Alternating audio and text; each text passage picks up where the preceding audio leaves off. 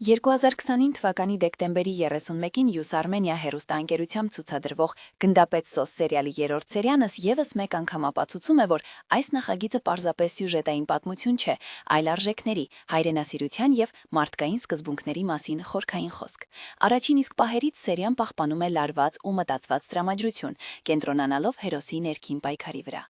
Գնդապետ Սոսի կերպարը ներկայացվում է ամբողջական ու համոզիչ։ Նա Հայաստանի Հանրապետության եւ Արցախի ազգային հերոս է, ով ծանր պատճառներով ժամանակավորապես տեղափոխվում է ԱՄՆ, սակայն այնտեղ էլ չի կորցնում իր ինքնությունը։ Այստեղ նրա պայքարը ոչ թե զենքով է, այլ մտածելակերպով, ազգային արժեքները բարձր տասելով նյութականից։ Այս մոտեցումը սերիալին տալիս է առանձնահատուկ ուժ ու գաղափարական հստակություն։